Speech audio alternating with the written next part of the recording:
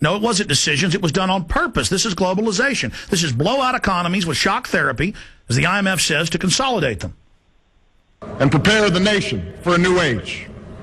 Oh, you want some New World Order talk? We've had this big crisis. We're having this economic problem.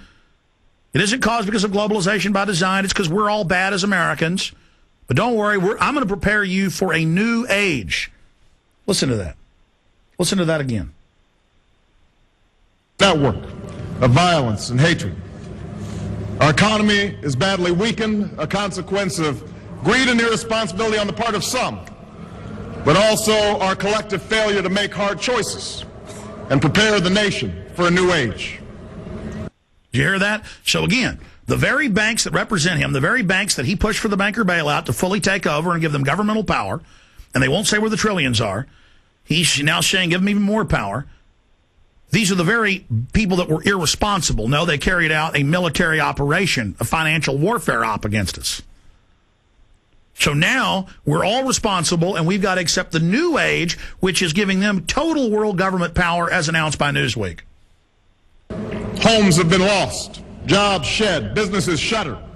Our health care is too costly, our schools fail too many. So government got involved in health care 50 years ago, and now it's bankrupt, and the states are all going bankrupt, so the feds can come in and take over. Again, that blows them out, with federal mandates to give illegal aliens total health care at exorbitant prices, tens of billions of dollars in California and Texas alone. His answer is more government welfare, more government control, which is then eugenics, because through socialized, controlled health care, the government can force you to take the treatments they want, and they can control medicine even more and cover up all their soft kill operations they're doing through the vaccines and drugs and the food. And each day brings further evidence that the ways we use energy strengthen our adversaries and threaten our planet. Okay, the federal government for decades has only allowed one pipeline out of Alaska. In one area alone, there's more oil than in all of Saudi Arabia. It could have been here decades ago. They get up on TV and lie and say, if we got all the oil from Alaska, give us 1% more. And, and so you've got to let us change our energy policy. But all that means is taxing and regulating and controlling. So that strengthens our enemies. So we've got to fix our energy. But instead of really fixing our energy and really going to a new energy system, which the feds actually try to block, they are going to bring in all these taxes and regulations. These are the indicators of crisis, subject to data and statistics. Less measurable, but no less profound, is a sapping of confidence across our land. Okay, they told us the economy was great for decades as they shifted us from a manufacturing to a debtor-based service economy, so we would be totally under their control and not be independent. And the government documents state they want that, destroy the family, break down communities, bankrupt the states with unfunded mandates. And then he comes in and talks about how we're losing our houses and losing our jobs, all done by design. Let's back that up again because I want to comment on it. Our planet. These are the indicators of crisis, subject to data and statistics. Less measurable, but no less profound, is a sapping of confidence across our land. Okay, now what happened? The bankers told us everything was great while they were setting this up, while we were all going into debt, while the society was falling apart. And then they come out 5 months ago and say, pass our banker bailout bills, do whatever we say, or we're going to have a depression, when they engineered it. They're given dictatorial power. They destroy the confidence. The markets start plunging. They admit we're going into a depression. And then now, oh, you've had bad confidence. It's your fault. A nagging fear that America's decline is inevitable, that the next generation must lower its sights. Today, I say to you that the challenges we face are real. Okay. So he's saying, yeah, we're in trouble. And he's saying, you know, there's this fear that America's done for and our standard of living is going to go down. You hear NPR bragging, you know, decades ago, America's got too much money, got too much energy. Globalism will teach us to tighten up our belt. I remember arguing with globalists, you know, at corporate events and things I've gone to around the country. And they'll go, Alex, of course globalism wants to lower America. We have to raise the third world. And I go, it's not to raise the third world, it's get control of them. So see, they're the ones, the Club of Rome, CFR, all of them, that in their own policy reports say they wanted to deindustrialize us so they could socialize us, get control of us, destroy the middle class, disarm us, domesticate us, use Americans as an engine for global domination, as a military district where they get their Hessian mercenaries. So again, here is Obama laying out this plan that will save us when they are the very people that have engineered all this. I'm going slow through this because it's important. I say to you that the challenges we face are real. They are serious and they are many. They will not be met easily or in a short span of time. But know this, America, they will be met. So then he puts out this thing, we're in trouble, we've got bad confidence, things are bad, but don't worry, they will be met. I've got a solution. I'm going to make it okay for you. And then everything he's saying he's going to do is the exact same policies by design, not by accident, that brought us here.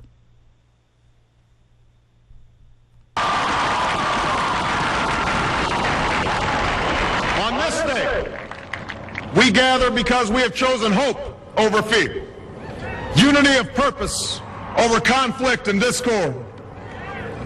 On this day, we come to proclaim an end to the petty grievances and false promises, the recriminations and worn-out dogmas that for far too long have strangled our politics. Okay. So, hope, coming together, sounds great. We're not going to let the parties fight with each other anymore. The petty recriminations, we're all going to come together. And what do you see? The PR firms that are CNN, Fox, and the rest of them, they're saying unity, unity, unity. America will only get fixed if you do everything Obama says. It's up to you. You've got to submit to whatever he says and whatever he pushes, or it's over. And Congress, you've got to vote however he says and do whatever he says, or it's over. And Republicans are suddenly all over TV, and Pat Robertson, all these conservative leaders who aren't real conservative saying, yes, we've got to do whatever he says. It's inevitable. He's a good guy. Do what he says. And that's bring in the New World Order agenda, which they know is wildly unpopular. And they admit on the news, well, his actual policies are all very unpopular, but we've just got to get behind them because those will fix things. The Founding Fathers said gridlock was good. Why do we have states and a federal government? Why is the federal government split up in three groups that are co-equal? Why is the legislature? It's meant so that you can't get a dictator. It's meant so government can't amass the power and be organized to do that. It's a separation of powers. It's to bind them down. But see, he's saying, oh, that's bad. Now, he said 5 minutes ago, we need to continue with the Bill of Rights, Constitution, and our system of government that's made us so free.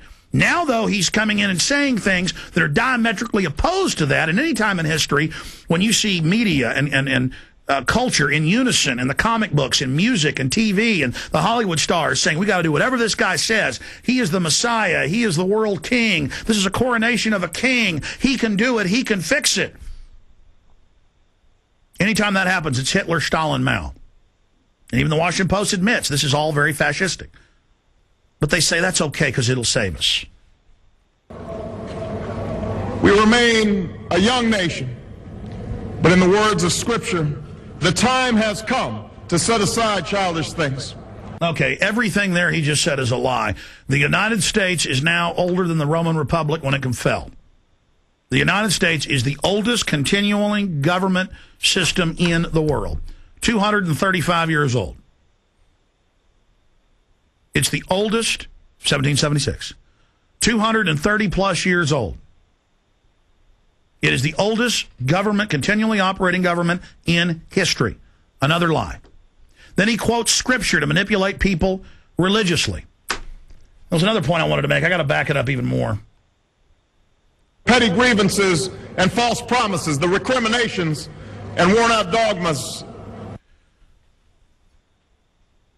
The false promises? This guy's flip-flopped on everything he said. That for far too long have strangled our politics. We remain a young nation, but in the words of Scripture, the time has come to set aside childish things. I'm for the old, but we can't have gridlock anymore, separation of powers, and it's time to stop being children. America, that was old stuff. That was childlike. Now we're going forward with the new thing. We're adults now. I'm your daddy. I'm government 2.0. I'm president of the world. time has come to reaffirm our